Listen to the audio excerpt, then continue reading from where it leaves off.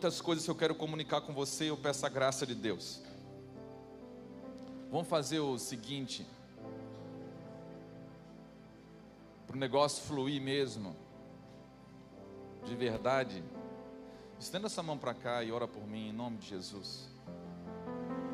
Às vezes nós passamos por lutas até poder compartilhar aquilo que Deus quer. Como eu falei, nós precisamos de Deus, amém? Então ora aí, irmãos, agora não é eu que vou orar, é você que vai orar. Ora por mim em nome de Jesus. Fala conosco, Senhor. Nós pedimos, Senhor, fala conosco, nós precisamos ouvir a Tua voz. Imprima a Tua palavra, Senhor, escreve a Tua palavra nos nossos corações, Senhor. Eu clamo não por mim, Senhor, pelos Teus filhos que estão aqui, Senhor. Por aqueles que vão ouvir, Senhor, essa mensagem, Senhor. Escreve no coração deles, Senhor, toca. Deus, cobre o Senhor com a Tua sombra, com o Teu amor, Senhor, em nome de Jesus. Flua, Senhor. Derrama da Tua unção, uma unção fresca sobre esse local, Senhor. A unção que quebra todo jugo, Senhor. Mostra, Senhor, essa manhã os embaraços, Senhor. As cadeias que tem prendido, impedido de correr, Senhor. Mostra, Senhor, por amor ao Teu nome, em nome de Jesus nós clamamos, Senhor. Chega de ficarmos presos, Senhor. Chega desse irmão, essa irmã ficar preso, Senhor. Em nome de Jesus, solta, Senhor. Ajuda-nos, Senhor, em nome de Jesus. Ajuda-nos, que haja um clamor essa manhã nesse lugar. Que haja um clamor, Senhor. A Tua palavra diz que aonde o Espírito do Senhor está, aí a liberdade, Senhor.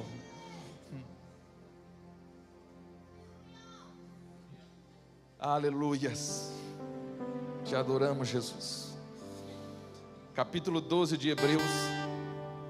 Aleluias.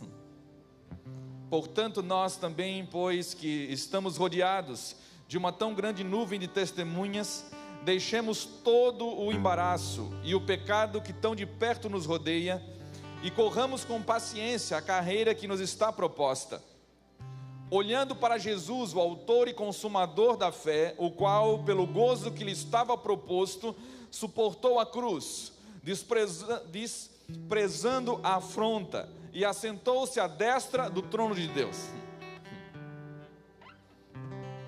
Começar com esse texto, e não podia ser melhor, porque aqui fala de exemplo do próprio Senhor Jesus. Hebreus capítulo 12, versículo 1. Você não pode ler esse capítulo sem ler o anterior, porque o que dá sentido a esse capítulo aqui é justamente todo o capítulo 11 que nós lemos. O capítulo 11, irmãos, como pano de fundo, como uma base para a gente percorrer aonde Deus e ir aonde Deus quer nos levar essa manhã. O capítulo 11, ele está falando de homens que foram extraordinários, não porque foram bonzinhos, mas porque ouviram o testemunho de Deus. Deus comunicou algo desde o princípio, e esses homens ouviram a Deus.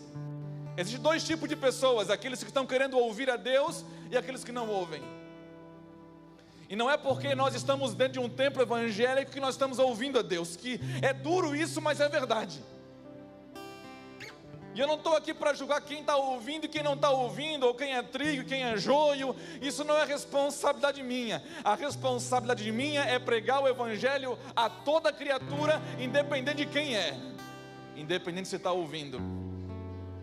Mas aqui fala de homens como Noé, como Jacó, como Isaac, como Abraão, como Moisés. Homens que foram conhecidos como heróis da fé. Eles não receberam o evangelho como eu e você, mas a palavra diz no livro de Gálatas que Deus pregou a primeira vez o evangelho para Abraão, quando falou para Abraão: olha, eu vou abençoar todas as nações da terra na tua semente, na tua descendência eu vou abençoar todos. Ali Deus começou a pregar o evangelho, e homens começaram a ouvir a Deus e a guardar o testemunho. E por ouvir a Deus e guardar o seu testemunho, qual é o testemunho que Deus comunicou ao homem desde aquela época? e mais claramente nos nossos dias, que Ele haveria de enviar o seu Filho Jesus, o seu unigênito, para morrer por mim e por você. Um homem que, por amor às promessas, aquilo que ouviu do seu Pai, se entregou e se humilhou a tomar forma de homem e morrer na cruz. E não somente morrer, mas a glória está em que Ele ressuscitou. E quando Ele ressuscitou, Ele nos colocou a um lugar, Ele abriu uma porta para que nós pudéssemos nos tornar herdeiros de Deus, co-herdeiros dEle.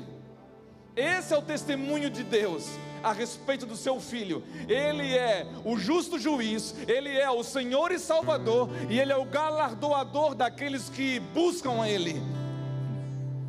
É esse Jesus que eu comunico com vocês essa manhã, que Ele é o testemunho de Deus, e homens ouviram. Irmão, toda a carreira, toda a vida desses homens aqui, e por mais fantástica que seja, até Jesus, eles viveram coisas extraordinárias, padeceram muito, muitos sofreram, morreram por alguma coisa que eles estavam esperando e não alcançaram, não chegaram a viver na sua plenitude. Por quê? Porque o que os profetas comunicaram até Jesus estava apontando não somente os sofrimentos que Jesus viveria, mas a glória que seguiria Ele. E sem nós, eles não poderiam ser aperfeiçoados.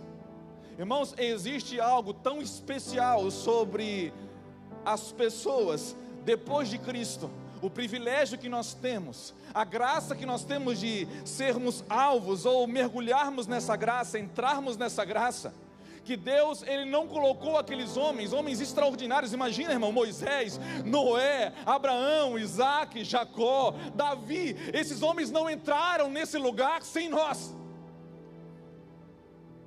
Eles não entraram. Sabe, Pablo, eles não tomaram posse da sua herança sem mim, sem você. Deus comunicou algo para eles, mas era preciso algo que se chama igreja. Deus estava preparando algo na plenitude dos tempos. Então, quando o autor de Hebreus, no capítulo 12, ele começa a falar: portanto, nós que estamos rodeados por uma tão grande nuvem de testemunhas, essa nuvem de testemunhas, irmãos, não é simplesmente aquele pessoal que está na rua ali. Ele está falando de milhares de homens que viveram antes de nós, estão como se estivesse num estádio, olhando para você e observando o que você vai fazer. O que você vai fazer? Há uma expectativa no céu. Se você lê Apocalipse, o livro que todo mundo tem medo, mas deveria ser o livro mais apaixonante para nós. Por quê? Porque a nossa esperança está ali. Há um mar de pessoas ali, clamando e esperando o dia em que o Senhor vai trazer justiça e juízo sobre a terra, para que todos possam viver e alcançar na sua plenitude a herança que está guardada para mim e para você. Existe uma herança que nós vamos ver hoje, que não pode ser corroída por ferrugem, a traça não consome, irmãos, o ladrão não rouba, ela é intocável, ela não tem como mudar, ela não sofre variação, não há nada nesse mundo comparado com aquilo que Jesus está guardando para mim e para você. Esses homens aqui tiveram uma peculiaridade, algo comum. Eles não viveram baseado naquilo que os nossos olhos podem ver. Eles não trabalharam simplesmente pelo salário que vem no final do mês, ainda que todos tinham que trabalhar. Eles não cultivavam a terra porque tinham que botar comida simplesmente em cima da mesa. Não era só para isso, mas eles viviam focados numa promessa a qual Deus falou: vocês, há algo guardado para vocês. E por acreditar nisso, eles puderam padecer, sofrer e viver coisas, irmãos, fora do comum. E o autor de Hebreus, ele está falando isso. Olha, nós agora, olhe para trás. Você tem que olhar agora para o retrovisor da sua vida. Olha para o retrovisor agora, de todos os lados. E você olha esses homens que passaram na antiguidade e o que eles viveram. Quando você lê as escrituras de novo, leia com essa ótica, com esse óculos, olhando o exemplo deles, e não somente o exemplo, mas a expectativa deles em relação a você. há uma nuvem de testemunhas ao nosso redor, esperando para ver o que nós vamos fazer. Não é somente essas testemunhas, mas principados e potestades estão nesse momento olhando para ver, afinal de contas, aonde que a humanidade vai. Você acha que o diabo também não está olhando e observando? Se você vê no livro de Jó, ele mesmo estava observando os homens, e Deus falou ainda para Jó: olha, você conhece o meu filho Jó, você conhece o meu servo Jó? Há toda uma contemplação, irmãos, há toda uma nuvem de testemunhas em volta daqueles que estão provavelmente, ou creem que estão perseguindo a Jesus, estão atrás dele, correndo uma carreira. E quando ele diz isso, olha, entenda uma coisa, vocês estão rodeados dessa testemunha. A figura aqui, irmãos, que o autor está falando, ele arremete para 1 Coríntios 9, é como o estádio mesmo. Existe uma turma que está torcendo por você. Existe uma turma que está torcendo, clamando por justiça. E quando clamam por justiça, eles clamam pela igreja. Não somos só nós. Existem milhares e milhares como nós, que sofreram antes. Pastor, eu estou sofrendo demais. Existe um texto que diz, para nos encorajar: glória a Deus porque vocês estão sofrendo, porque há muitos irmãos que sofrem assim como vocês ao redor do mundo, e até mais. Pastor, mas eu estou sofrendo muito. Mas a Bíblia também diz que nós não sofremos ainda até o sangue. Ninguém sofreu até o sangue, então fica tranquilo. Pastor, mas é muito difícil. Mas você fica tranquilo que Deus, assim com toda a tentação, Ele também dá o escape. Não há nada tão pesado assim que você não possa suportar por amor ao nome de Jesus. Pastor, então onde é que eu vou encontrar forças para caminhar e correr essa carreira que está proposta? Porque todos nós estamos correndo alguma carreira. A questão é, qual carreira que nós estamos correndo? Eu não estou falando de uma corrida, de uma correria que te cansa. Eu estou falando de uma carreira a qual tem um alvo, tem um propósito específico. Uma das maiores crises da humanidade dos nossos dias é uma crise de propósito. Estão vivendo sem propósito, estão adoecendo, irmãos. Há uma vida sem propósito, o propósito está neles mesmo. Irmão, se eu viver baseado em mim mesmo, não há sentido algum para viver. Não há sentido algum. Por quê? Porque Pedro diz que a vida e a sua força, ela é como a flor da erva. Seca-se a flor, seca-se a erva, cai a flor, e a única coisa que permanece para sempre é a palavra do Senhor. É aquilo que Ele prometeu, é aquilo que Ele apontou para mim e para você. Esses homens aqui, e esse tipo de povo que o autor de Hebreus está falando, são homens que estão com seus olhos fitos. A pergunta, irmão, o que precisa acontecer na minha e na sua vida ainda, para nós levarmos isso a sério? Não há nada no Brasil que possa trazer esperança para mim e para você. Não há nada nas nações que possam trazer esperança. As nações estão batendo cabeça, irmão. Há um desespero nas nações. Há um desespero nas nações. Nós estamos vivendo em dias de conflitos, de confusão. E olha, se você não conseguir nesse momento tirar os olhos daqui e colocar os seus olhos da onde vem o seu socorro, e o meu socorro vem de Ti, Senhor. O meu socorro vem do Senhor Jesus Cristo, ao qual morreu e ressuscitou para dar prova que isso é verdade. Ele ressuscitou, e se Ele não tivesse ressuscitado, nós estávamos ralados, irmãos. Ainda que tivesse a cruz, mas a cruz só tem o poder só para mim e para você, porque Ele ressuscitou. E aqui Ele continua falando para nós corrermos a corrida que nós precisamos correr. Ela precisa de duas coisas, irmãos, que eu quero falar para você hoje: fé e esperança. Esperança, irmãos, na vida de qualquer pessoa é o melhor remédio para você não cair numa depressão, por exemplo, salvo aquelas com problemas biológicos. As pessoas, irmãos, na maioria que entram nos gabinetes pastorais, estão sendo atendidas por psicólogos, psiquiatras. Elas estão doentes, sabe por quê? Porque não acreditam mais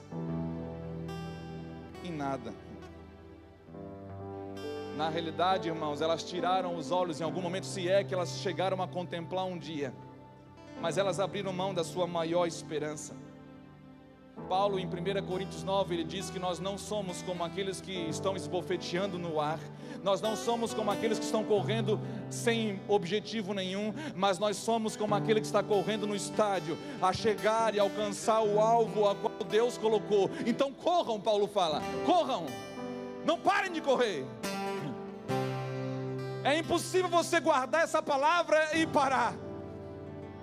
Você está estagnado em letargia espiritual, em apatia espiritual, porque você não guardou a palavra. E eu preciso falar isso para você. É um sinônimo, é um sinal de que você não guardou. É um diagnóstico para você. Você não guardou a palavra. Por quê? Porque a palavra é como um combustível, que quando Deus coloca dentro do seu coração, ela cai aí dentro, o negócio explode, irmãos. E não depende de você. Ela faz o seu trabalho. Ela é como um homem que lança semente sobre a terra, vai dormir e quando volta, ela cresceu. Fé, a qual precisa para correr essa carreira aqui que está proposta, ela é como um grão de mostarda, tão pequenininho, o menor grão, que uma vez plantado e nasceu, ela gera a maior das hortaliças que nós conhecemos. Não precisa da sua força, precisa da sua fé. Há homens e mulheres que ouviram essa palavra e não foram curados porque ouviram e não foi misturado com fé. Você tem que, uma das coisas, irmãos, imprescindíveis para você ouvir com fé, é aquilo que nós falamos aqui sempre, já falei hoje, é sujeição. Quando uma prova de que você tem fé naquilo que Deus está falando, é que você está rendido ao que Ele está falando. Você não está num tribunal para ver se Deus tem razão ou não. Tem crente que quando eu olho, parece que eles estão no tribunal e colocou Deus como réu. Vamos ver se ele tem razão de alguma coisa. Não, irmãos, Deus não é réu, Deus não é servo, Deus é Senhor. Deus é Senhor. Se tinha um réu nessa história, era eu. Se tinha um réu nessa história, era eu que estava ali. E Ele me tirou desse lugar. E porque Ele teve tanta misericórdia e compaixão, irmãos, eu não penso duas vezes a não ser me sujeitar a tudo que Ele fala. Pastor, o senhor faz tudo que a Bíblia diz. Não, irmão, eu estou tentando. Tenho uma angústia por isso. E tenho clamado a Deus por isso. Como diz Paulo, no mesmo capítulo ele diz: eu esbofeteio a minha própria carne, para que eu pregando aos outros eu não seja eu mesmo reprovado naquilo que eu prego. No mesmo capítulo, a respeito das testemunhas ao nosso redor e da corrida que nos está proposta, Paulo fala: olhem para os atletas aí no mundo, olha para eles, olha, se vocês não estão conseguindo me entender, olha para eles, e olha o que um atleta, irmãos, faz para competir uma Olimpíada. Às vezes é uma corridinha só, dá até dó. O cara lá do país conseguiu um índice olímpico, foi lá, vai correr os 100 metros, 10 segundos, acabou. Foi uma vida, irmãos, para 10 segundos. Nós queremos inverter, no afã de conseguir facilidade, numa vida querendo facilidade, e um evangelho barato, sucateado, de plástico sendo pregado. Nós queremos inverter. Paulo não, Paulo está querendo botar a coisa em ordem, e nós queremos inverter. Nós queremos os 10 segundos de esforço para uma vida toda de competição. Não, irmãos, é uma vida toda de esforço para de repente um lance só. E Paulo fala: se um competidor do mundo consegue se abster de alimento, consegue ter disciplina para ir na academia, conseguir um índice olímpico, se esforça por isso, é uma vida toda, irmão, é uma vida que Deus quer. Deus não quer uma agenda, um programa. Por que vocês não conseguem fazer a mesma coisa? Se esse tipo de homem consegue, por que você não consegue? Por que você não vai para a academia espiritual? Onde é que é, pastor, para mim fazer minha inscrição? Não, Deus facilitou, botou no seu quarto, ou no banheiro, como você quiser. Deus está em todos os lugares. Deus é aquele que mais deseja estar com você do que você com Ele. Deus quer muito mais estar comigo do que eu com Ele, irmãos. E Qual é o segredo? A fé e a paciência, irmãos. Além da fé, essa esperança, essa paciência, essa perseverança de aguardar uma coisa que os seus olhos não viram, a sua mão não tocou, mas você crê que é verdade. Aí tem o camarada que diz: não, mas eu não acredito, eu acredito na ciência. Nós estávamos falando isso lá em casa esses dias, nessa semana. O camarada, para ser ateu, não tem que ser muito crente, porque ele acredita num artigo científico que ele não sabe nem quem escreveu, e ele disse: aquilo ali é verdade. E não acredita na Bíblia, a qual tem o testemunho de todos os anos, a qual Jesus, que morreu e ressuscitou, inclusive mudou o calendário do mundo. Ele não acredita nisso. Ele não acredita nas provas científicas de que Jesus realmente viveu, esteve entre nós, e o seu corpo desapareceu, e os outros milagres também, e o legado de geração a geração, e o testemunho das profecias, que não existe nenhum livro como a Bíblia em toda a história, a qual nós sabemos o que vai acontecer amanhã, e nós estamos vendo acontecer. O camarada acredita que não existe Deus, tem que ser muito crente, irmão. Mas põe ele dentro do avião, e o avião caindo, todo ateu se converte. Na hora que cai, a primeira coisa que ele vai berrar é: ai meu Deus. Ele não é ateu, ele tem um problema com Deus. Por trás de todo homem que tem dificuldade de acreditar em Deus, tem um problema. Tem alguém que está brigando com Deus, tem alguém que está culpando Deus. Infelizmente é triste falar, irmão, mas tem crente que parece que tem que perdoar Deus, como se Deus tivesse pecado contra ele. Deus não é homem para pecar. Deus é aquele que, quando você contempla Ele, irmão, tem que tirar o sapato do pé, tem que se jogar no chão, tem que se jogar, se render à sua glória. Não é o teu brotherzinho da rua, não é o teu coleguinha, não. É Deus, aquele Criador dos céus e da terra, que está sentado sobre o trono, e Ele está salvando homens e mulheres como eu e você. E não precisava fazer isso, irmãos. Deus não vai deixar de ser Deus se eu encrencar com Ele. Se eu fazer bico, não, Deus, o Senhor está errado. Deus não vai deixar de ser Deus, irmão. Deus não oscila emocionalmente como eu e você. Deus é, sempre foi e sempre será o mesmo. Agora, quem precisa dele sou eu, porque eu sem Deus não sou nada. Eu sem Deus, irmão, se eu fico pensando, de vez em quando eu fico pensando assim: Deus, o que seria da minha vida sem o Senhor? Onde é que eu estaria agora? Onde é que eu estaria? Um legado da minha família de maçonaria, de espiritismo, legado de alcoolismo, de imoralidade. Onde é que eu estaria agora? Eu não estaria num lugar bom, irmãos. Com 13 anos eu dormi 3 vezes na rua bêbado já. Estava indo no caminho do meu pai. Um dia eu entrei no bar com ele, com uns 12 anos. Foi uma das últimas vezes que eu entrei num bar. Fui atrás dele por amor. Ele deve estar assistindo agora. Aí ele, bêbado, com um litrão de uísque, ele tomava uns 15 dias, não comia, só parava no hospital. E eu falei: pai, para de beber, pai. Ele falou: não vou parar, e bebi. Eu falei assim: se o pai não parar, eu vou beber junto. Eu tentei de tudo, irmão, pelo meu pai. Tentei de tudo. Um dia, a minha mãe tentou ajudar, me botou no judô. Aí eu fui lutar judô para ver se consertava o menino. Ela tentou, né, dar um jeito, depois de ir pro psicólogo, tudo. E o meu primeiro campeonato, irmãos, de judô, quando eu tinha também uns 12 anos, 10 anos por aí, eu entrei no quarto do meu pai, ele estava bêbado também. Aí eu fui no lado da cama, eu lembro como se fosse hoje, Giovanni. Fui do lado da cama, meu pai estava deitado, eu falei: pai, para de beber, pai. Aí ele não, imagina, bêbado, já começou com bêbado, irmãos. Bêbado promete um monte de coisa, nunca cumpre. Aí ele falou, eu fiz uma proposta para ele: pai, eu vou para um campeonato agora, meu primeiro campeonato. Eu era baixinho, bem gordinho, irmãos. Aí, nunca duvide dos gordinhos, irmão. Aí eu falei para ele assim: ó, pai, eu vou para o campeonato. se eu ganhar medalha de ouro, o pai para de beber. Sabe por que as pessoas são derrotadas hoje, irmãos? Porque falta propósito. Falta um propósito verdadeiro na sua vida. Aí você é cheio de orgulho, você não quer se submeter, não quer ouvir ninguém, não quer ouvir a palavra de Deus. Fica aí até morrer então.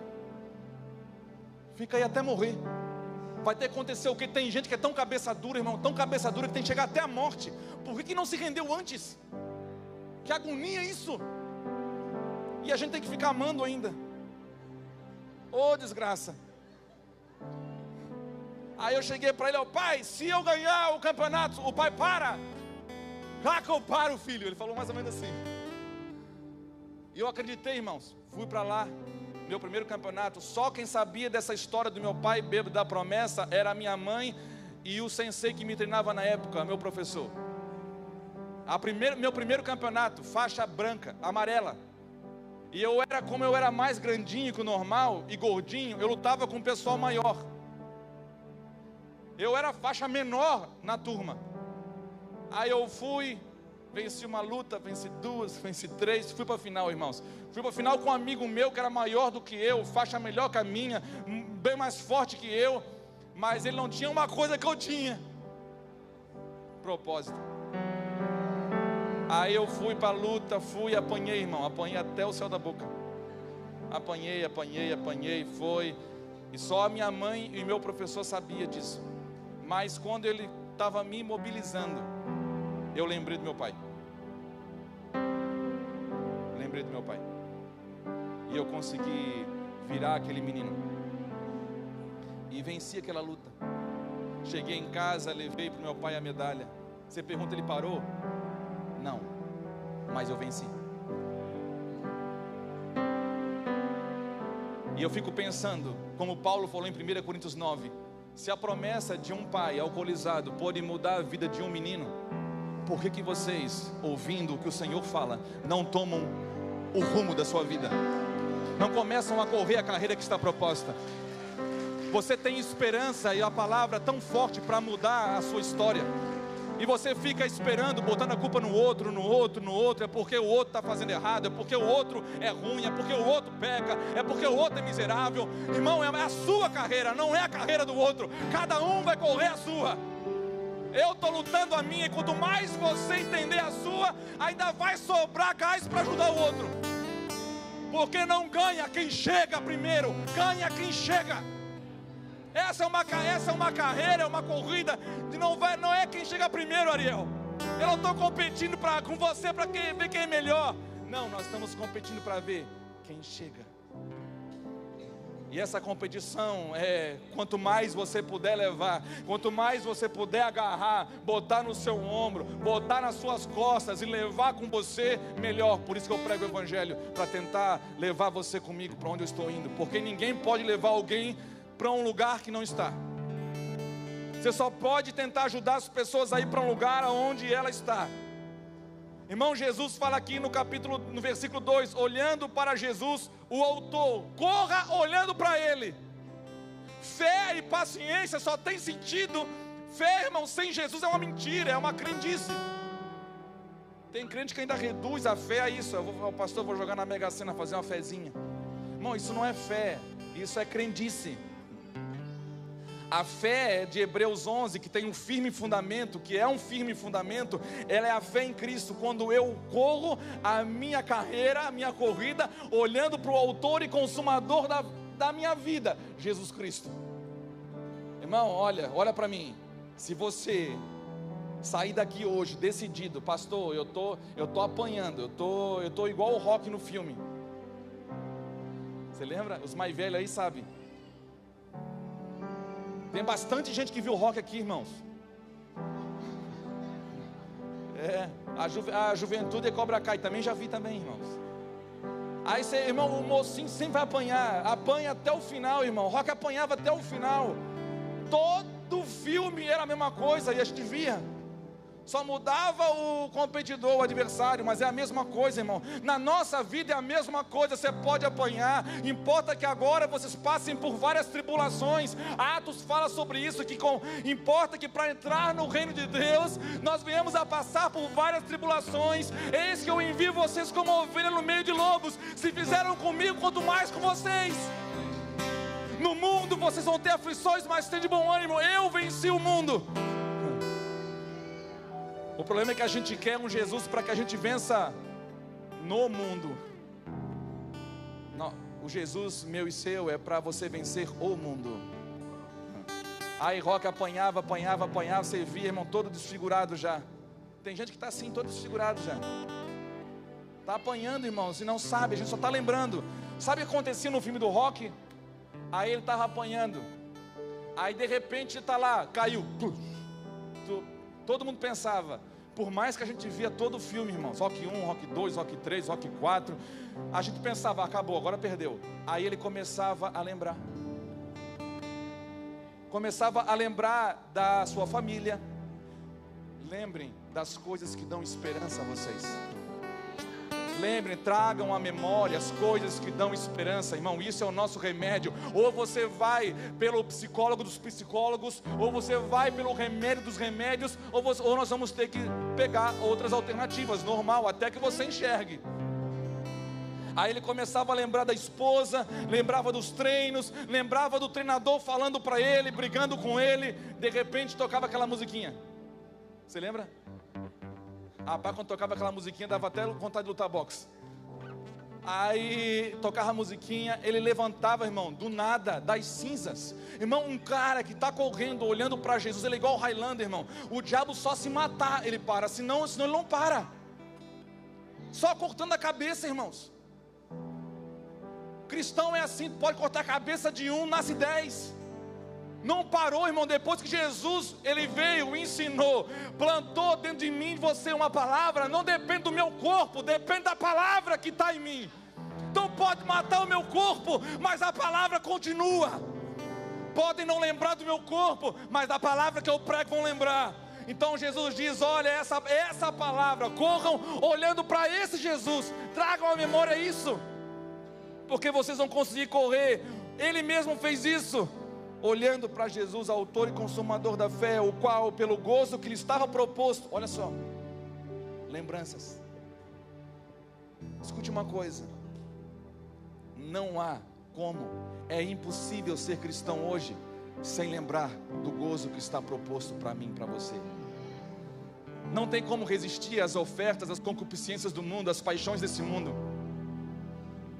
Esse embaraço que ele fala, deixemos todo embaraço, isso é o cuidado da sua vida, é as suas paixões, é as suas ambições egoístas. Se você tirar os olhos de Jesus, você fica ambicioso como qualquer outra pessoa do mundo que não conhece a Deus. Se você tirar os olhos do Senhor, você vai ficar egoísta como qualquer pessoa que não conhece a Deus. E não adianta falar, pastor, eu sou crente, eu sou bonzinho. Sabe qual é a sua diferença? Vamos falar de mim, não vou falar de você agora. Sabe qual é a minha diferença de uma pessoa que está cometendo crime lá fora? É uma só. É porque eu reconheci o meu pecado. Eu reconheci que eu preciso desse Jesus aqui, do meu Salvador, Tiago. E ele ainda não. E no final das contas vai ter muito crente brabo. Escuta o que eu vou falar, tomara que não tenha ninguém da igreja aqui brabo. Mas vai ter muito crente brabo, bicudo com Deus. Porque o camarada, esse cara do crime, se converteu na última hora. E ele passou na sua frente. Porque você ficou brabinho, porque você acha que essa meritocracia, essa régua de mérito de você merecer alguma coisa do mundo, não tem nada a ver com a do reino de Deus. A métrica de sucesso do mundo é uma, a métrica de sucesso do reino é outra. Então o camarada, ele se converteu, se arrependeu do seu pecado, passou na frente de um monte de crente orgulhoso, que pensa que é bonzinho. Irmãos, quanto mais, quer saber de uma coisa, quanto mais você se relaciona com Deus, se é o Deus de verdade, é o Cristo das Escrituras, aquele que morreu na cruz do Calvário e ressuscitou do túmulo ao terceiro dia, quanto mais você se relaciona com Ele, menos bonzinho você se acha. Esse negócio de se achar bom, o evangelho para fazer você se achar bom é mentira. É o evangelho de plástico, você não vai aguentar até o fim. Vai ser igual o cavalo paraguaio. Por que vocês começaram tão bem e pararam? Em Gálatas, Paulo fala isso no capítulo 5. Porque, afinal de contas, vocês começaram a corrida tão bem e pararam de repente? Por quê? Por que aceitaram mentiras? Por que vocês deram ouvidos a outras coisas? Jesus mesmo, pelo gozo que lhe estava proposto, suportou a cruz. Irmão, ninguém suporta a cruz se não tiver de olho guardando as promessas. E ele suportou a cruz, desprezando a afronta, e assentou-se à destra de Deus. Coisa doida, irmãos. Coisa doida esse negócio, porque você uma vez olhando para Jesus. Abra comigo 1 Pedro. Abra lá. É para sair correndo hoje, irmão, amém? É para sair assim, sem perguntar mais: pastor, quando é que nós vamos fazer uma programação para ir atrás do perdido? Você não precisa mais fazer programação, aqui não tem, você não depende de programa. Você vai sair doido, irmãos, cheio de Deus, queimando o coração, e aonde você for, você vai testemunhar. Essa é a vida. Na igreja de Atos não tinha culto de cura, não tinha culto de libertação, não tinha culto de evangelismo. Era todo dia, irmãos, todo dia. Não espere mais, não espere. Era todo dia. Por quê? Porque Deus não está fazendo, irmão, um obreiro. Jesus não morreu para levantar o obreiro. Coisa terrível, irmãos. Tem que ficar convencendo gente a servir a Deus até a morte. Oh, todo dia a mesma coisa. Vale a pena, vão servir. Olha, receber as pessoas, né? Irmãos, não precisa. Se a palavra de Deus estiver em você, e você acreditar no Jesus da palavra, você vai saber, Ele vai ser o seu modelo, o referencial da sua vida. Pode bater na sua cara que você não vai revidar, porque Ele é aquele que era injuriado e não injuriava. Ele é aquele que era ofendido e não ofendia. Ele é aquele que dizia, quando maltratado, Ele dizia: Pai, perdoa eles, Pai, porque eles não sabem o que estão falando. Cara, que exemplo é esse? Até quando a gente vai ter que ouvir a mesma coisa? Por isso que o mais difícil, como diz meu pastor hoje, é pregar para crente, mas a gente está tendo que pregar para crente se converter. Porque ouviram tanta baboseira, tanto evangelho fraco, tanto evangelho genérico. Pastor, eu aceitei um evangelho genérico. Qual o problema? Você vai ter uma vida bem genérica, fraco na fé. Qualquer coisinha você vai olhar para você.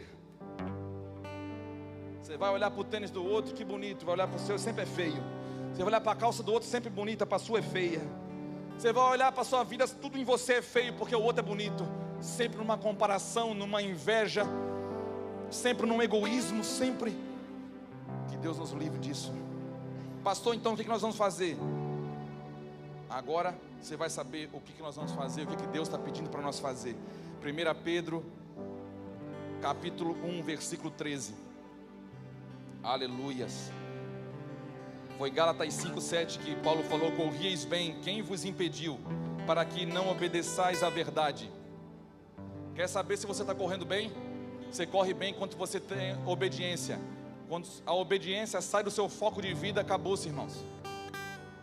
Tem um monte de crente que está assim, olha, escolhendo quando que vai obedecer e quando não vai obedecer. A obediência é uma opção para ele.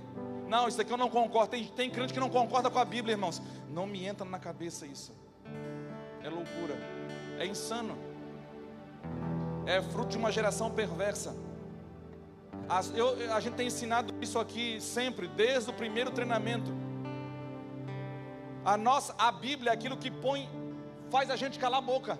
Acabou, se eu briguei com o Wagner, se trouxer a palavra de Deus para o meio, acabou. Não tem mais o argumento do Wagner, não tem mais o meu argumento. Por quê? Porque nós dois nos rendemos à palavra do nosso Senhor. Se é o Senhor que está sobre a nossa vida.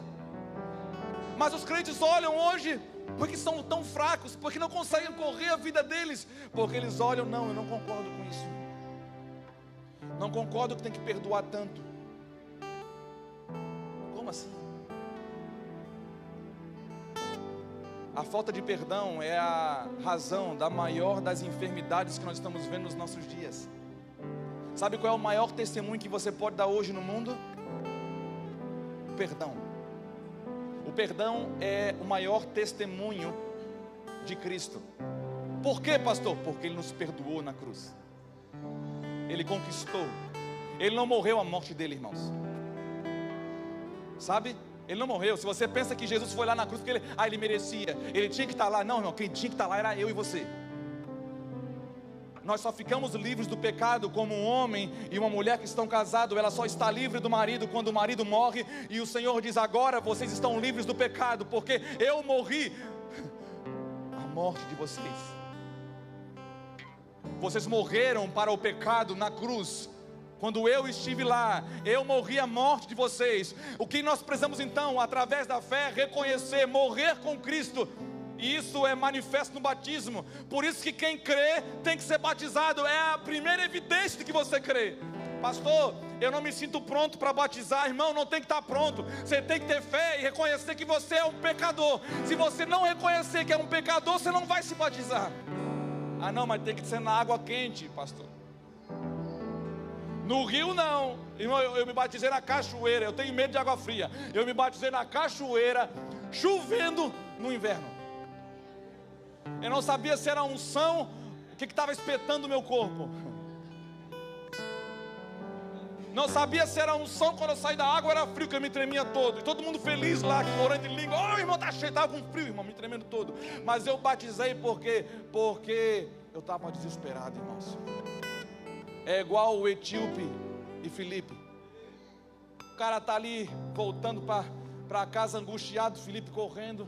Irmão, se Deus vai usar alguém para correr, vai usar o seu filho. Então descansa, você é o que Deus vai contar. Se você está com Deus, Ele vai contar com você. Então Deus coloca Filipe lá, do lado da carruagem, sei lá, da carroça do cara, do etíope. Estava lá, correndo. De repente, o que você está lendo aí? Estou lendo Isaías, você entende? Não, como é que eu vou entender se ninguém me ensina?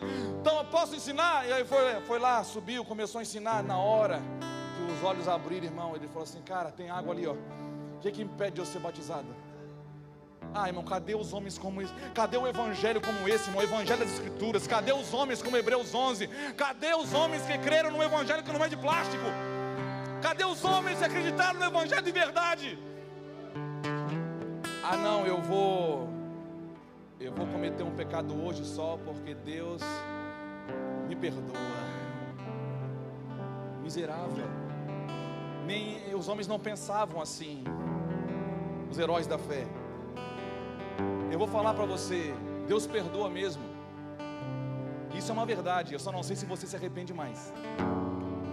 Porque o diabo te enganou da mesma forma que ele enganou a Eva, torcendo a palavra de Deus. Pode pecar, Tiago, porque Deus perdoa.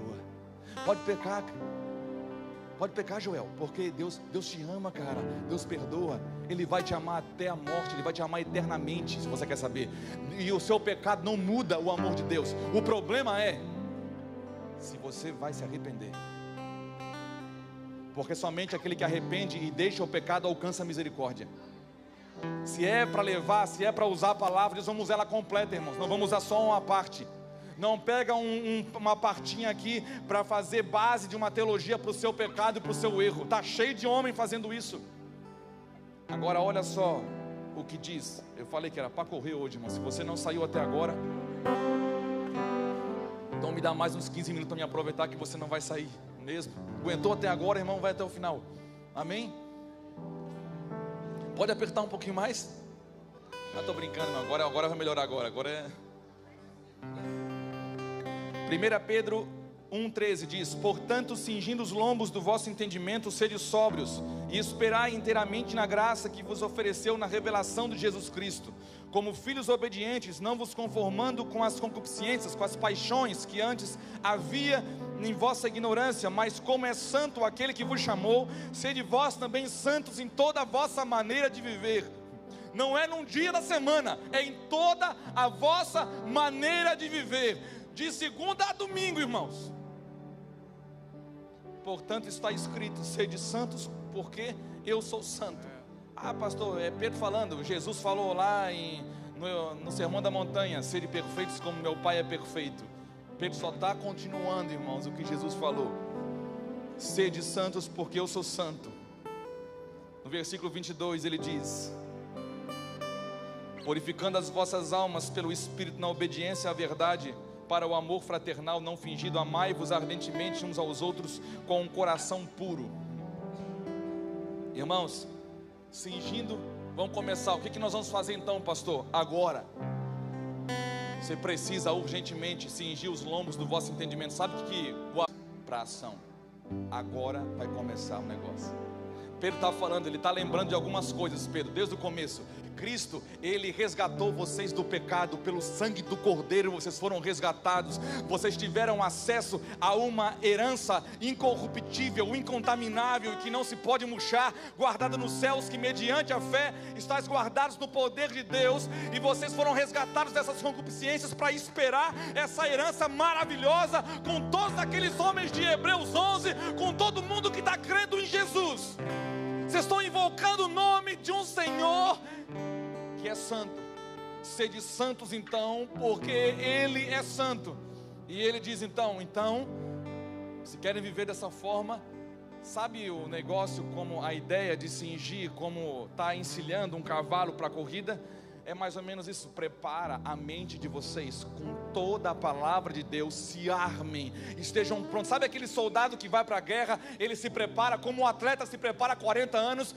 Pedro está falando como Paulo falou: se prepare, comece a colocar para dentro, creiam no que vocês estão recebendo, ajustem os pensamentos, coloquem em ordem o seu coração. Para quê? Porque agora a ação vai começar.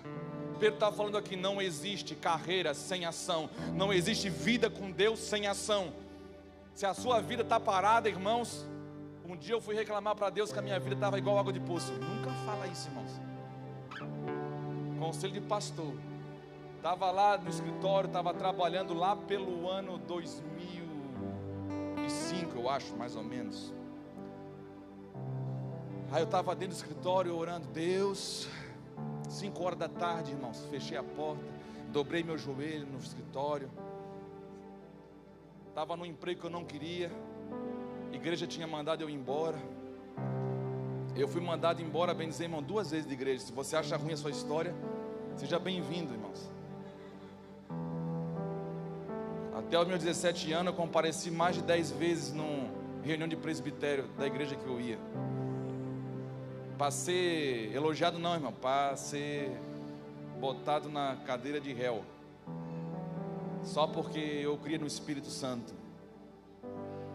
Aí eu estava lá 2004 mais ou menos, prostrei meu joelho e falei, Deus, estou num emprego que eu não gosto, estou fazendo uma coisa que eu não gosto, no meu coração queima uma outra coisa. Sabe como é que eu vejo a minha vida, Senhor? Eu vejo como a água de poço está parada, Senhor. Então eu ainda falei assim, eu te autorizo, Senhor, toca, Senhor, nessa água, mexe essa água, Senhor. Sabe o que aconteceu naquela hora? Das 5 às 6 roubaram o meu carro, a última coisa que eu tinha. Eu tinha um cadete velho, irmãos, do tabernáculo, era série, porque pingava óleo na garagem e saía fumaça, então era o tabernáculo. Eita, carro ruim, mas era a última coisa que me sobrou de bem material. Eu perdi tudo. Deus botou, irmão, mexeu na água. Ah, mas Deus não estava assim preocupado com o seu bem-estar, pastor? Não, Deus estava trabalhando por uma missão, irmãos. Se fosse por bem-estar, ninguém morria por amor a Cristo. Os heróis da fé, estava todo mundo felizão, irmãos, como todo mundo pensa no mundo. Eles ficaram felizes até o final por causa do gozo que estava proposto para eles no final das contas. Cristo também foi fiel até a morte de cruz, não porque a vida foi fácil para ele, não, irmãos, mas pelo gozo que estava proposto no final. Você está vivendo baseado no quê? Por isso que eu falei esses dias, por causa do propósito, pessoas se mudam de cidade. Por causa do propósito da palavra, pessoas se mudam do país. E nós muitas vezes, porque o salário está pequeno, está faltando isso, está faltando aquilo, a gente já fica batendo cabeça, irmãos. Pelo gozo que está proposto, pelo que Deus prometeu para mim e para você, uma herança, versículo 4, para uma herança incorruptível, incontaminada, que não se pode murchar, guardada nos céus para vós. Deus está dando testemunho, não somente do seu filho, mas do que Ele tem preparado para mim e para você. Cingir os lombos sabe aquele cara que está para 100 metros, coloca a mão no chão, fica ali, não tem distração, irmãos. É só esperar o tiro para sair correndo. Você tem que estar ligado, irmãos. Você tem que estar ligado. Você tem que estar ligado. Você recebeu uma palavra que, irmãos, é o combustível mais poderoso que existe. Aí o cara está desanimadão, está cansado, não tem mais razão nenhuma. Eu fico pensando que evangelho que esse cara recebeu. Olha para Jesus, olha para a herança. Tem que ter fé e paciência para correr a carreira proposta, como o autor de Hebreus falou, como Pedro está falando, como filhos obedientes. Irmão, se tem uma coisa que a palavra que nós recebemos, ela vai gerar, é obediência à fé. Obediência da fé. Para terminar, irmãos, esse embaraço que nós lemos, que nós temos que largar, também não somente, tem duas coisas que o autor está trazendo à memória aqui, para nós terminar. A primeira delas, não é o pecado que te assedia, é o pecado que você nutre, é o pecado que você guarda, escondido na sua vida, que traz uma sensação de poder para você. Se livre do pecado, de todo embaraço e pecado, a palavra fala. Não é um pecado que está te tentando derrubar, não, é pior do que isso, é o pecado que eu escondo. E ainda uso a graça de Deus para dar desculpa para isso. É o pecado que você esconde debaixo do tapete. Não, é a graça, agora é a época da graça. Tem o pecado aqui, mas Deus perdoa. É o meu pecado de estimação. É aquilo que faz o empresário se dar bem porque ele mente, ele engana os outros, ele rouba dos outros. E esse pecado alimenta o poder dele. É o pecado da pornografia que dá uma sensação de prazer em você escondido que ninguém sabe, mas você nutre esse pecado. Se livre desse pecado. Por quê, pastor? Porque pecado tira a mobilidade. Pecado castra você. Você não vai conseguir correr com o pecado. Você lembra do filme do Rocky? Eles entram, irmãos, ovacionados. Vê uma luta hoje do MMA, qualquer luta, eles entram ovacionados, entram com roupão, kimono, sei lá, com vestes, ele entra no ringue. Mas para lutar, irmãos, tem que tirar tudo. Tenha coragem de tirar coisas que você carrega, que até a multidão aplaude você, você vai ter que tirar para poder ter mobilidade para lutar. Tem gente que por causa do aplauso, por causa da fama, não tira, fica curtindo ali, roupãozão, é a glória dos homens, é a fama. Irmão, tira, porque isso não vai permitir você ter mobilidade para correr. Tira tudo que estão colocando sobre você. Tudo. Fique sem nada. É a hora de ter coragem. E quem tem coragem de fazer isso, pastor? Quem está olhando para o autor e consumador da fé. Quem está guardando essa palavra aqui. Tenha coragem de tirar o roupão. Tenha coragem de tirar aquilo que as pessoas ficam te elogiando, babando em você. Cara, que poderoso. Tira o pecado. Isso é embaraço, irmãos. Isso é embaraço. Lembra a estratégia que Saul fez com Davi? O diabo fez através de Saul para Davi ia morrer, irmãos. Davi ia ser humilhado se ele entrasse no ringue com Golias vestindo as roupas de Saul, ainda que era uma roupa de glória. Pablo, você está querendo o quê? O Senhor ou a glória dos homens? Saul ofereceu, cara, quer a minha glória? Pega a minha roupa, vai lá, põe a minha couraça, pega a minha espada, pega tudo do rei. Cara, era a oportunidade de um menino ser levado pela glória dos homens. Cara, o cara ia entrar com a roupa do rei. Sabe o que Saul fez? Davi fez? Olhou para Saul. Está pesado demais esse negócio. Eu não vou conseguir ter mobilidade, não vou conseguir lutar direito. Ele foi, irmão, do jeito que ele veio, sem nada. O menino já não era bonito, sem roupa, não chamava atenção. Tudo para a glória de Deus aparecer. Estava feito, irmãos. Feinho. Da casa era o menorzinho. Ninguém olhava, irmão. Davi foi desacreditado, irmão, por todo mundo, pelo pai, pelos irmãos, pelo rei. Não faltava mais ninguém para desacreditar Davi. Aí você acha a sua história difícil? E Davi não ficou desanimadão, irmãos. Davi ficou encorajado, não mudou nada, porque Davi, ele foi treinado por Deus atrás das malhadas. Deus escondeu Davi para treinar. A luta foi minutos, mas o treinamento foi de anos.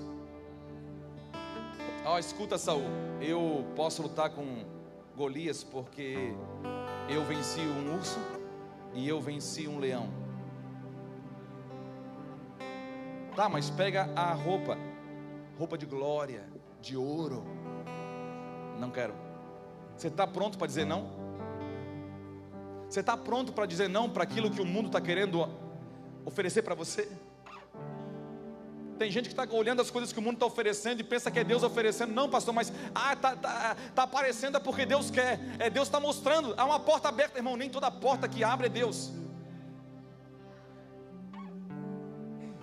Qual é a porta? Quando eu sei que é a porta? Quando lá dentro, irmãos, você consegue ver a promessa de Deus. Você consegue ver aquele que é luz. A luz acessível. Quando você consegue ver a eternidade, é eterno. O testemunho de Deus é: o meu filho, a vida está nele, a eternidade está nele. Você está correndo para onde, afinal de contas? Eu trabalho por causa da eternidade. Você tem que trabalhar pela mesma coisa. Aí Davi foi, irmão, desacreditado por todo mundo. Aí ele foi para o campo de batalha, juntou 5 pedras. Eu sei que ele só usou uma. É o que a Bíblia diz. Uma foi suficiente para ele acertar na testa do gigante e o gigante cair com o rosto em terra. Não é pela força, é pela fé. Não é as suas habilidades, não é a minha. Não é as roupas que eu uso. Pelo contrário, irmãos, quanto menos você aparecer, melhor. Não adianta ser... Eu não estou falando para você não cuidar da sua vida. Cuida, irmãos. Cuida, porque nós somos corpo, alma e espírito. Mas a mulher, por exemplo, não ganha o marido sendo bonitona do lado de fora. Ela ganha o marido sendo bonitona do lado de dentro, com o coração puro. Não seja os cabelos, não seja o brinco. Pode ter tudo isso, mas o que Deus fala é que o homem não resiste mesmo. Que o homem, quando encontra uma mulher dessa, ele encontra um tesouro. É a mulher bonita do lado de dentro. Essa mulher vai estar com 70 anos, vai continuar bonita, irmãos. As outras vão estar derrubadas. Então, curte o que Deus falou. Você vai ter 2 coisas para fazer: ou seguir o conselho de Deus, ou seguir o conselho do mundo. Corra, não correndo por algo incerto, mas corra olhando para Ele. Aonde que Ele está, eu vou para lá. Corra desesperadamente. Ministre isso, prega a tempo e a fora de tempo. Mostre para as pessoas, encoraje as pessoas. E se as pessoas te ofenderem no caminho, perdoa. Perdoa até quanto? 70 vezes 7 não perdoa. É ilimitado. Ame. Junte. Pastor, mas tem irmão que é meu inimigo. Então leia o Sermão da Montanha. Porque não há glória nenhuma amando quem te ama. A glória está em amar o seu inimigo. Amar aqueles que te aborrecem. Amar aqueles que te esbofeteiam por trás. Essa é a glória do Cristo. Quando que eu sei que Cristo está em mim e habita em mim, Pablo? Quando eu já estou disposto a amar esse tipo de gente. Não é quando eu amo simplesmente os meus amigos. Os meus amigos é fácil amar, cara. É muito fácil. Difícil é amar aqueles que me perseguem. Difícil é amar aqueles que me xingam. Difícil é amar. Teve uma época que tinha uma mulher, irmãos, mandada por Deus, eu acho. Ela entrou no Facebook e toda semana ela falava um monte de aberração de mim. Aí teve um dia que uma pessoa perguntou: pastor, você não responde? Eu não respondo. Por quê? Porque está fazendo bem para mim. É quando Davi, uma pessoa foi levantada, se levantou para tacar pedrada nele. O servo Davi falou: quer que a gente mate ele? Não, deixa ele tacando pedrada. Por quê? Porque, irmãos, não há nenhum homem na face da terra que foi homem de Deus sem receber pedrada, sem ser esbofeteado, sem ter cicatrizes. Por quê? Porque para entrar no reino dos céus compete passar por muitas tribulações. Pastor, essa é uma aula de masoquismo. Não, irmãos, essa é uma aula de reino. É uma aula de que existe uma herança guardada nos céus. E quando você carrega Cristo, o mundo te odeia. A falsa religião te odeia. Eles vão perseguir você, vão maltratar você. Nossos filhos vão ser perseguidos do colégio, vão ser perseguidos da faculdade. Talvez alguns vão ser demitidos. Mas tem de bom ânimo, porque Jesus está falando para você: eu passei por isso também. Ajudem um ao outro, conforte uns aos outros, console uns aos outros com essa consolação. Na hora que você vê um irmão que sofreu injustamente, não estou falando de sofrer por causa de pecado, desobediência, não. Sofrer injustamente, porque a palavra fala que todo aquele que de forma injusta, pela sua consciência para com Deus, ele aceita sofrer algo, isso é agradável a Deus. E se é agradável a Deus, isso vai trazer força para você. Então consolem-se uns aos outros.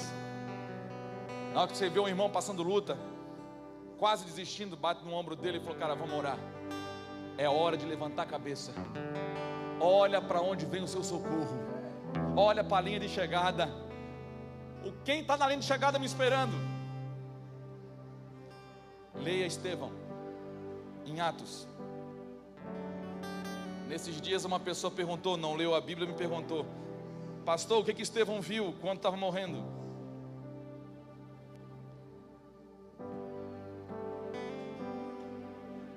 Ele viu Jesus. Xilocaína pura na veia, irmão. Não sentia nada mais. Anestesista, melhor que tinha. Cada pedrada era uma glória. Cada pedrada ele via mais, ficava mais próximo. Um dia nós estávamos viajando, para terminar agora, de verdade. Estava viajando nossa primeira viagem missionária, eu, a Débora e as minhas filhas, para Ribeirão Preto. O Webjet na época, não sei se vocês lembram, era quase um ônibus que voava, de tão ruim que era. Aí nós estávamos lá dentro da Webjet, feliz da vida, lá na frente, irmão. Eu com uma, a Débora com a outra. Primeiro voo, 5 aninhos elas tinham. Aí uma delas falou assim: pai, se o avião cair agora, o que vai acontecer? Aí eu olhei assim para ela, assim, pensei na hora assim, né, aí assim, ó, vou falar a verdade, né? Se cair, filha, olha para trás. Ela levantou do banquinho assim, olhou para trás. O que você está vendo, filha?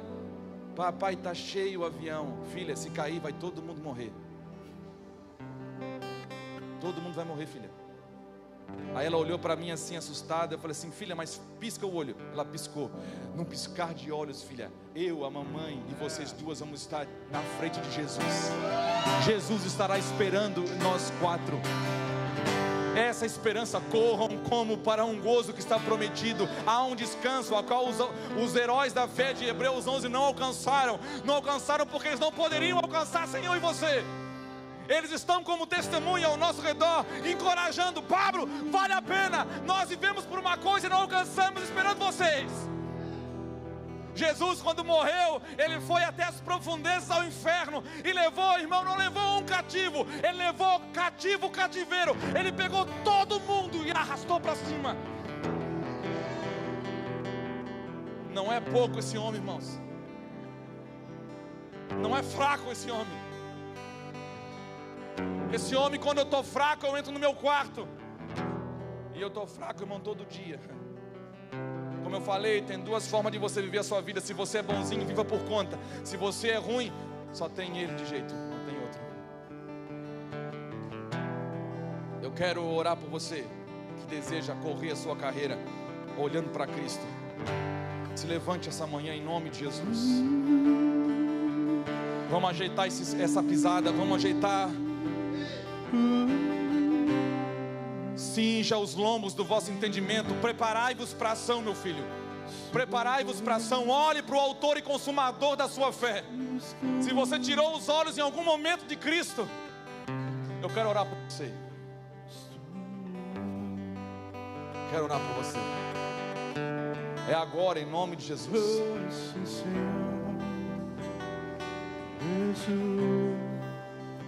Eu estou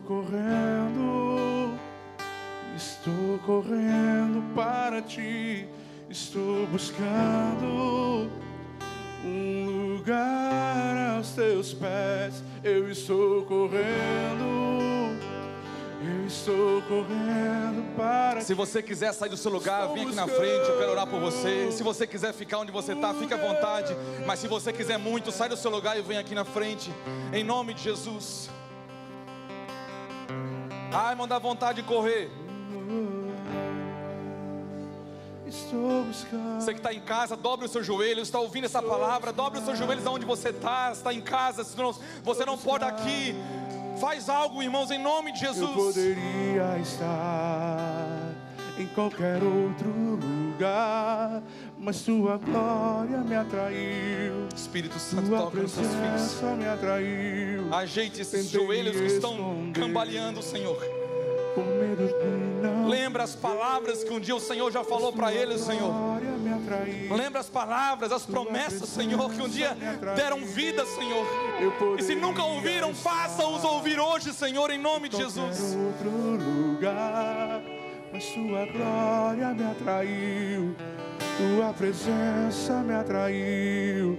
Tentei me esconder por medo de não viver, mas tua glória me atraiu. Ora, igreja, ora. Tua presença O Senhor está curando me atraiu. pessoas essa manhã, ora. É que a sarça pegou fogo e não se consumiu, e a voz que saiu dela um dia me atraiu, e o meu coração queimou até que eu descobri que um dia de tua glória vale mais que mil. É que a sarça pegou fogo e não se consumiu, e a voz que saiu dela um dia me atraiu, e o meu coração queimou até que descobri que um dia conta agora, que o dia conta agora vale mais que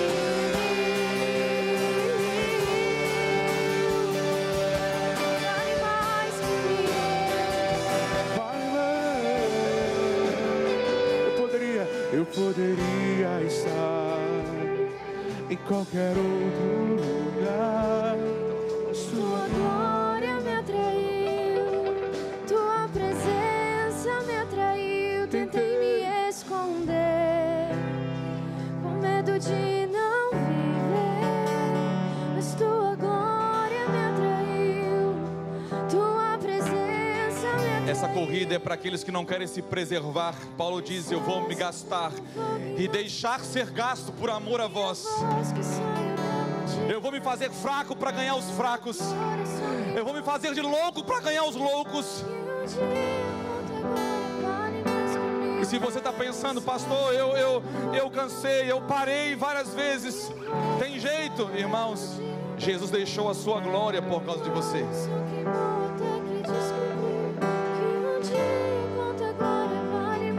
Para se encontrar com você, para se encontrar com Paulo, para se encontrar com Pedro, com João. Ele foi até as profundezas para se encontrar com Noé. Para quem ouviu o testemunho de Deus na antiguidade.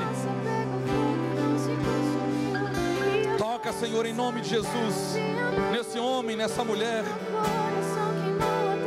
Toca, Jesus, e cura, Senhor. Um dia e a sarça pegou fogo e não se consumiu. Seja tocado em nome de Jesus. E a voz que saiu dela um dia me atraiu. Seja tocado em casa. Até que descobriu que um dia na tua glória vale mais que mil. É que a sarça pegou fogo